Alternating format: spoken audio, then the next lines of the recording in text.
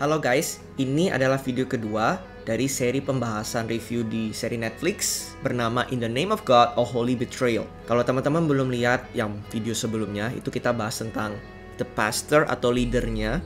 Teman-teman bisa cek sebelumnya. Karena di video kali ini kita akan fokus kepada orang-orang yang melayani di gereja tersebut. Orang-orang yang memiliki jabatan posisi pelayanan, yang mengenal dan bekerja bersama dengan Jong Myung Sok. Apa yang bisa kita pelajari dari mereka? Kita akan lihat sama-sama. Pembelajaran yang pertama, di gerejanya Jong Myung Sok tidak ada accountability atau tidak ada pertanggungjawaban yang dapat diberikan di gerejanya tersebut. Karena hanya ada satu pemimpin besarnya saja, yaitu ya Jong Myung Sok. Sedangkan orang-orang lain yang melayani pemimpin lainnya itu seperti yes man atau orang-orang yang dengan buta mengikuti apa yang Jong Myung Sok katakan. Tidak ada accountability. Dia itu nggak bertanggung jawab kepada siapapun selain dirinya sendiri. Sedangkan firman Tuhan ngomong apa? Galatia 2 ayat 11 sampai 13. Jadi di bagian firman Tuhan ini ngomong tentang Paulus yang menegur Kefas atau Rasul Petrus karena dia menyeret orang-orang lain untuk ikut berbuat dosa bersama dengan dia dengan berlaku munafik. Firman Tuhan katakan. Coba teman-teman lihat di ayat 11. Di sini dikasih tahu kalau Petrus itu ditegur sama Paulus. Terang-terangan di depan semua orang karena Paulus bilang iya jelas-jelas salah. Terus di ayat 12 itu dikasih tahu maksudnya detail itu bagaimana. Perlakuannya Petrus itu tiba-tiba berubah karena ada orang yang bersunat dan orang yang gak bersunat itu muncul dalam satu ruangan. Sikapnya Petrus itu jadi berubah. Makanya Paulus menegur karena jadi berlaku munafik. Itu dijelasin di ayat 13. Nah, sedangkan hubungannya dengan kasusnya Jong Myung Sok ini apa di sini? Hubungannya di sini. Bahkan di gereja mula-mula sekalipun di mana para rasul masih hidup, mereka itu nggak seorang diri loh guys. Mereka itu banyak banget. Ada belasan rasul Tuhan Yesus, termasuk dalamnya itu Paulus yang terakhir ditambahkan. Meskipun mereka ini jabatannya rasul yang memiliki posisi cukup tinggi di gereja, karena mereka yang membagikan firman, mereka yang menaruh dasar iman kita sebagai orang Kristen itu bagaimana, itu pun saja mereka itu nggak seorang diri. Ada lebih dari satu, dan di sini tidak ada yang kebal namanya dari teguran. Mereka itu saling accountable, bertanggung jawab terhadap satu dengan yang lainnya. Karena di sini kelihatan Paulus itu sampai negur Petrus terus terang di depan semua orang. Ada sistem accountability itu yang ada di sana. Jadi dari pelajaran firman Tuhan ini adalah pemimpin itu pun bisa salah. Sangat bisa salah. Dan ini sesama pemimpin saling menegur loh di depan orang-orang. Nah, karena pemimpin itu bisa salah, makanya pemimpin itu harus accountable. Harus dapat mempertanggungjawabkan apa yang dia lakukan, apa keputusannya dia. Pertanyaan buat teman-teman, apakah gereja komunitas teman-teman itu mempraktekkan sistem accountability yang jelas? Jadi jelas gitu loh, kalau pemimpin ini bersalah, dia itu mesti melapor kepada siapa? Siapa yang berhak menegur, siapa yang berhak mengingatkan? Ada nggak? Atau mungkin sistemnya sama kayak gerejanya Jong Myung Sok. Dia seorang diri dan tidak ada yang dapat berani menegur dia. Pemimpin-pemimpin yang ada di sana pun itu seperti puppet leaders atau pemimpin boneka yang dapat disetir sesuai apa yang dia mau. Karena dia pemimpin tertinggi, tidak ada yang dapat menentang dia. Ini tidak ada sistem accountability. Aku harap gereja teman-teman nggak gitu. Kedua, apakah pendeta pemimpin teman-teman itu accountable nggak dengan apa yang dia sampaikan, diajarkan di atas mimbar, di bawah mimbar, dan dia putuskan sebagai pemimpin? Bertanggung jawab nggak dia kalau misalnya dia salah? Dia ngaku nggak kalau dia salah? Minta maaf nggak dia? Dia tarik nggak ucapannya dia kalau salah? Dan jika terbukti dia salah, apakah dia itu cukup rendah hati nggak mengakui, menerima kritikan, masukan, koreksi dari orang lain? Dan yang paling penting, dia bertobat nggak setelah ditegur itu? Dia stop ngajari apa yang salah. Kalau keputusannya salah, kedepannya dia perbaiki lebih baik lagi, sikapnya diperbaiki. Pemimpin teman-teman kayak gitu nggak? Kalau misalnya iya, puji Tuhan, itu bagus. Artinya pemimpin teman-teman, gereja teman-teman itu sehat, tidak seperti gerejanya Jong Myung Sok. Kesalahan berikutnya yang bisa kita pelajari dari gereja Jong Myung Sok itu apa? Adanya sikap penundukan diri yang sangat ekstrim. Catatannya oke, sangat ekstrim kepada pemimpin rohaninya mereka. Jadi yang sudah teman-teman lihat di video sebelumnya, mereka tuh membunuh, mereka mengancam, mereka itu mengirim perempuan-perempuan yang bahkan masih di bawah umur sekalipun untuk tidur sama Jong Myung Sok. Ini adalah sikap bentuk penundukan diri yang sangat ekstrim kepada pemimpin rohaninya. Karena apa? Pemimpin rohaninya ngomong A, mereka ikut A. Pemimpin yang ngomong B, mereka ikut B. Terlepas itu benar atau salah sesuai firman, karena mereka percaya banget sama pemimpinnya, makanya mereka taat dengan ekstrim. Ini kesalahannya. Sedangkan ini tidak diajarkan dalam firman Tuhan. Kita lihat sama-sama. Ibrani 13 ayat 17. Di sini digambarkan, taatilah pemimpin-pemimpinmu dan tunduklah kepada mereka, sebab mereka berjaga-jaga atas jiwamu. Sebagai orang-orang yang harus bertanggung jawab atasnya, dengan jalan itu mereka akan melakukannya dengan gembira, bukan dengan keluh kesah, sebab hal itu tidak akan membawa keuntungan bagimu. Di versi bahasa Inggris itu dikatakan taatilah pemimpinmu. Di sini itu artinya have confidence in your leaders. Dan teman-teman bisa lihat di layar, kita taat sama pemimpin kita itu dengan konteks kita ini diyakinkan kalau yang dikatakan pemimpinku ini benar, itu baru kita taat. Jadi nggak pemimpinku ngomong A, kita langsung ikut A. Enggak. Kalau kita yakin beneran tahu nih orang ngomongnya bener sesuai firman, yang paling penting kita harus taat. Jadi bukan taat buta. Jadi konteksnya begitu. Firman Tuhan ini nggak menganjurkan kita untuk taat 100% pada pemimpin.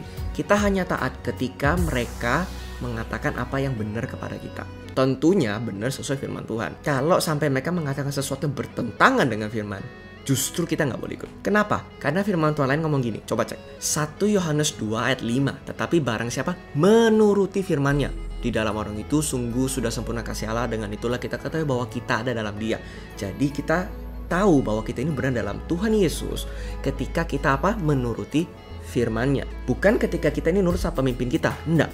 Ketika kita nurut firman. Jadi kita ini nggak diekspektasikan untuk taat sama pemimpin 100%. Tetapi dalam firman dikatakan kita harus nurut firman. Kita harus nurut Tuhan. Itu yang 100%. Bukan manusia. Karena manusia bisa salah. Firman Tuhan nggak pernah salah. Nah, kata menuruti firman-Nya di sini teman-teman bisa lihat di layar. Artinya di sini adalah kita ini menyesuaikan hidup kita untuk sesuai. Dalam konteks ini sesuai firman Tuhan. Jadi ketaatan yang di sini dimaksudkan itu seperti itu. Bukan satu kali ketaatan, tapi yang terus menerus. Karena kita kan menyesuaikan ya. Itu adalah sebuah proses. Dan itu sampai mati. Jadi Tuhan ekspektasikan kita taat sama Tuhan. Itu 100%.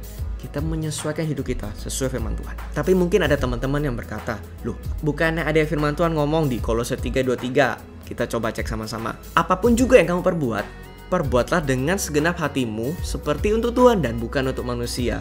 Mungkin ada yang bilang begini, loh memang benar kita ini nurutnya sama Tuhan yang 100%. Tapi ingat, kita nurut juga sama manusia. Kita lakukan seperti untuk Tuhan dan bukan untuk manusianya. Jadi intinya apa? Kita itu nurut sama manusia, sama pemimpin kita. Itu kamu lakukan seakan-akan kamu itu nurut sama Tuhan. Pertanyaanku, apakah benar ayat ini ngomong kayak gitu? Kita coba cek bentar. Secara konteks, Kolose 3 itu ngomong sebuah masukan-masukan, nasihat Paulus kepada orang-orang di Kolose. Dan di section yang bagian ini, itu Paulus ada ngomong juga soal kayak, hai istri-istri, peranmu itu mesti gimana, suami, hamba, anak-anak. Jadi berbagai macam peran, dan di mendekati akhir di ayat 23 ini baru dikasih tahu apapun yang kamu perbuatlah itu seperti untuk Tuhan dan bukan untuk manusia. Konteksnya itu seperti itu. Jadi ini nggak ngomong soal kamu taat sama pemimpin, kamu lakukan untuk Tuhan. Nggak seperti itu. Ayat ini intisarinya ngomong apapun yang kamu perbuat, lakukan itu untuk Tuhan dan bukan untuk manusia. Fokusnya itu ke Tuhan. Dan tentunya ini juga bisa berlaku dalam konteks kita taat sama pemimpin kita, lakukan itu untuk Tuhan. Benar kalau itu. Tetapi yang salahnya di mana? Kalau kita ini taat buta, seakan-akan mereka itu Tuhan, itu salah. Firman Tuhan ini nggak ngomong itu. Kita harus jelas di sini. Kalau kita mau taat dengan pemimpin kita, taatlah, lakukan itu untuk Tuhan. Yes. Tetapi jangan taat sama pemimpin kita seolah-olah mereka itu Tuhan. Itu salah. Jadi ayat ini itu nggak menyuruh kita untuk taat sama manusia itu 100%. Kenapa? Karena firman Tuhan itu ngomong di Roma 13 ayat 1. Di situ memang ada perintah kita suruh taat sama pemimpin di dunia, pemerintah konteksnya ini. Karena Tuhan yang menetapkan mereka atas kita. Tetapi di bagian firman Tuhan lain, di Kisah Para Rasul 5:29 contohnya. Di situ malah di ngomong dengan jelas, kita ini mesti lebih taat Tuhan daripada kita taat sama manusia. Dalam konteks itu, pemimpin pemerintah dan juga pemimpin rohani at the same time konteksnya saat itu. Jadi apa yang bisa kita ambil pelajaran di sini?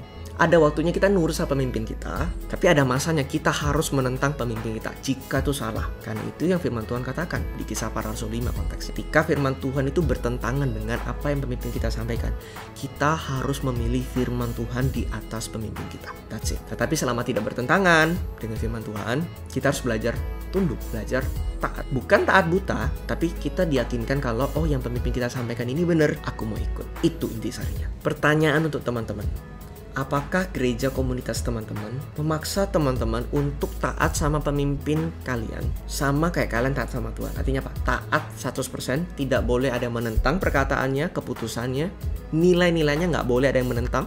Kalau kamu menentang, kamu berdosa. Tanpa penjelasan secara firman Tuhan yang jelas dapat dipertanggungjawabkan, kita disuruh expect taat buta saja, percaya saja. Apakah gereja kita seperti itu? Kalau iya, hati-hati, itu budaya yang tidak sehat. Karena itu sama dengan gerejanya Jong Myung-suk. Pelajaran terakhir yang bisa kita pelajari dari Jong Myung-suk dan gerejanya. Mereka sangat terkesima dengan tanda dan mujizat. Mungkin teman-teman bertanya, "Oh, mungkin itu palsu." Well, aku nggak tahu kalau palsu apa enggak. Tetapi dari video dokumenter ini, kayaknya kemungkinan beneran asli. Kenapa? Katanya ada kanker yang sembuh, ada kesaksian dari dokternya bahkan. Dan orang yang disembuhkan. Dan itu lebih dari satu loh, orang yang sakitnya disembuhkan. Dan bahkan itu berhasil memprediksi hasil pemilihan presiden di Korea waktu itu beserta dengan urutan voting suaranya. Jadi siapa dapat suara terbanyak dan siapa yang dapat suara paling sedikit. Itu urutan itu dia bener. Gara-gara ini orang itu kagum sama dia dan ikut dia. Tahu dari mana? Karena itu kesaksian dari orang-orang yang ngomong di dokumenter ini. Nah, kita cek firman Tuhan sama-sama. Di Ulangan 18 ayat 20 sampai 22. Intisarinya dulu, ayat firman Tuhan ini ngomong apa? Kalau ada nabi atau mengaku sebagai nabi, itu memperkatakan sesuatu dari Tuhan, nubuatan, atau mungkin mencoba melakukan mujizat, dan tidak terjadi apa-apa, dia nabi palsu. Kelihatan kan di ayat 22, apabila seorang nabi berkata demi nama Tuhan, dan perkataannya itu tidak terjadi, dan tidak sampai, maka itulah perkataan yang tidak difirmankan Tuhan. Dan kita disuruh jangan takut sama nabi ini. Aduh, tapi orang ini terjadi loh mujizatnya. Perkataan nubuatannya itu terjadi loh. Terus bagaimana? Jangan khawatir. Kita coba cek lagi firman Tuhan. Ulangan 13 ayat 1 sampai 5. Intisarinya ayat ini ngomong apa? Meskipun tandanya terjadi, mujizat terjadi sekalipun, kalau nabi ini memperkatakan sesuatu yang bertentangan dengan firman Tuhan, dan konteks ini adalah ngajak nyembah Allah lain, meninggalkan Allah yang benar, kita jangan percaya itu adalah jebakan. Karena firman Tuhan ngomong, dan apabila tanda atau mujizat terjadi, yang dikatakannya kepadamu itu terjadi, dan ia membujuk, mari kita mengikuti Allah lain yang tidak kau kenal, dan mari kita berbakti kepadanya. Jadi diajak nih, lihat mujizat terjadi kan, ayo ikutan aku, ikutan Allah yang ku sembah. Kalau sampai terjadi nih, kita lihat ayat 3. Maka janganlah engkau mendengarkan perkataan nabi atau pemimpi itu, sebab dikasih tahu alasannya. Tuhan Allahmu mencoba kamu untuk mengetahui apakah kamu sungguh-sungguh mengasihi Tuhan Allahmu dengan segenap hatimu dan dengan segenap jiwamu. Dikasih tahu di ayat 4. Tuhan Allahmu harus kamu ikuti, kamu harus takut akan dia. Kamu harus berpegang pada perintahnya. Suaranya harus kamu dengarkan. Kepadanya harus kamu berbakti dan berpaut. Jadi jelas prioritas kita. Dan bahkan ironisnya di ayat 5 dikatakan, nabi atau pemimpin itu haruslah dihukum mati. Bukan karena mujizatnya, bukan karena nubuatannya terjadi, tetapi karena ia telah mengajak murtad terhadap Tuhan. Ini menarik loh guys. Karena artinya apa? Nabi palsu itu bisa mengadakan mujizat. Oh yes, they definitely can. How do I know? Mungkin teman-teman belum teryakinkan dengan firman Tuhan ini. Oke, kita coba cek firman Tuhan lain. Teman-teman coba cek di Keluaran 7. Ahli-ahli sihirnya Firaun di Mesir waktu itu juga bisa menirukan mujizat yang Musa lakukan dengan kekuatan Tuhan loh.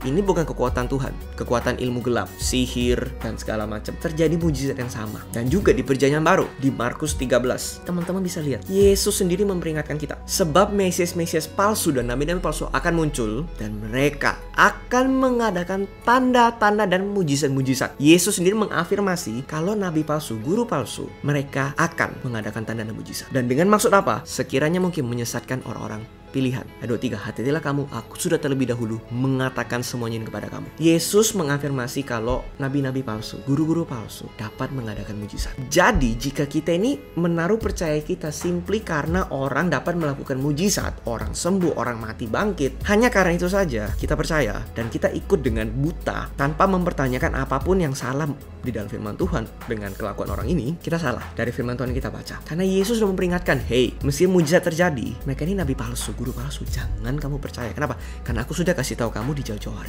they will conduct miracles. Jadi bagi kita yang sangat terkagum-kagum dengan mujizat, kita lihat hamba Tuhan itu mengadakan kesembuhan, terus kita percaya semua yang mereka katakan, dan kita nggak cek dengan firman Tuhan, Yesus sudah bilang sama kita, hati-hati, aku sudah memberikan kamu di jauh-jauh hari. Makanya nggak heran ada firman Tuhan lain kan bilang, Tuhan, aku mengadakan mujizat demi nama, menyembuhkan, mengusir setan demi namamu. Aku awalnya curiga, oh itu mujizat palsu, mengusir setan itu mungkin palsu. Dalam artian palsu mungkin nggak terjadi. Tapi dari ada yang firman Tuhan kita baca ini, itu malah sebaliknya malah. Bisa saja itu mujizat beneran. Tapi ingat, meskipun itu mujizat beneran, mereka adalah guru palsu, mereka nabi palsu. Jangan kita percaya. Jadi berhati-hatilah teman-teman. Jangan percaya hamba Tuhan karena mujizat mereka. Percayalah hamba Tuhan itu karena mereka berdiri atas firman Tuhan yang benar. Dan biarkan mujizat, kalaupun terjadi, biarkan itu mengkonfirmasi saja. Mengkonfirmasi firman Tuhan yang mereka beritakan. Karena ingat, pegangan kita itu paling utama, itu kebenaran firman Tuhan, bukan mujizat. Karena nabi palsu pun mereka bisa mengadakan mujizat. Dan ini pertanyaan untuk kita, apakah gereja komunitasnya kita itu bergantung, yang paling utama itu cuman mujizat, kesembuhan, dan tanda-tanda heran? Apakah cuma itu? Apakah pengertian akan firman Tuhan yang benar itu kayak dikesampingkan dan fokusnya itu melulu hanya soal mujizat dan kesembuhan? Kalau iya, hati-hati. That's it untuk video kedua kali ini. Ini pesanku untuk teman-teman. Jangan sampai kita mengikuti hamba Tuhan atau gereja tertentu karena mereka sangat menekankan soal mujizat. Karena teman-teman melihat mujizat terjadi, tanda heran, makanya kita ikut. No, ikutlah mereka karena mereka beneran mengikuti Yesus yang benar, sesuai dengan yang firman Tuhan katakan. Dan izinkan mujizat yang terjadi itu, tanda-tanda heran, itu menjadi support tambahan, mengkonfirmasi kalau, oh iya, yang mereka kerjakan ini beneran dari Tuhan. Jadi fokusnya kebalik gitu loh. Fokusnya kita, prioritasnya kita, itu firman Tuhan yang benar, baru mujizat. Dengan demikian, kita nggak akan tertipu dengan nabi-nabi palsu yang mungkin datang pada kita suatu hari. Sampai ketemu di video berikutnya. Kita akan bahas soal jemaatnya. Sebagai jemaat yang menjadi korban, apa yang bisa kita pelajari dari hidup mereka agar kita nggak menjadi korban berikutnya. See you next time.